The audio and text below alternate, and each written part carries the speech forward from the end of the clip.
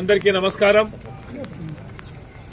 నారా చంద్రబాబు నాయుడు గారు ముఖ్యమంత్రి అయిన తర్వాత తిరుమల తిరుపతి లడ్డు కల్తీ జరిగిందని, ఆ కల్తీలో పంది కొవ్వు, గొడ్డు కొవ్వు, మరి అదేవిధంగా చేప నూనె అని విష ప్రచారం చేసి రాజ్యాంగబద్ధంగా ఎన్నికైనటువంటి ఒక ముఖ్యమంత్రి అసత్య ప్రచారం చేసి ఆయన 100 కోట్ల మంది హిందువుల మనోభావాలను దెబ్బతీసినటువంటి వ్యక్తి నారా చంద్రబాబు నాయుడు గారు అని చెప్పేసి ఈ రోజు ప్రపంచ వ్యాప్తంగా ఉన్నటువంటి హిందువులు కూడా ఆయన్ను తిట్టిపోస్తా ఉన్నారు.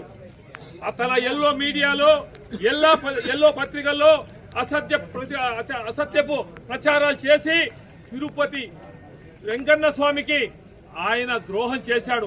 ఆయన నోటి గుండెనే చెప్పాడు, తిరుపతి వెంకన్నకు ఎవరన్నా అపచారం చేస్తే వచ్చే జన్మలో కాదు ఈ జన్మలోనే ఫలితం అనుభవిస్తారని చెప్పేసని ఈ రోజు నేను అడుగుతున్నా సూటిగా, ఎవరు అనుభవిస్తారో, ఎవరో అబద్ధ ప్రచారం చేశారని నేను సూటిగా ప్రశ్నిస్తున్నా.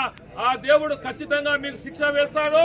మరొక నాయకుడు పవన్ కళ్యాణ్ ఆయన ఇంకొకటి మాట్లాడతాడు, సనాతన ధర్మం, సనాతన హిందూ అని చెప్పేసని ఆమె దుర్గమ్మ గుడికాడ పైనుంచి కింది గడకు రాకుండా 4 తాపలు కడి సినీ పక్కీలో ఆయన పబ్లిసిటీ చేసుకోవడం, మళ్లీ తిరుమల తిరుపతి దేవస్థానానికి పోయి అక్కడ కూడా ఆయన ఈ తప్పుకు ఆయన యాగం చేసి ఆ ప్రక్షాళన చేసినారని చెప్పి చెప్పుకోవడం, ఇవన్నీ చూస్తున్నాం. పురంధేశ్వరి దేవి ఆమె కూడా నోటికొచ్చినట్టు వైసీపీని తిట్టడం కూడా జరిగింది.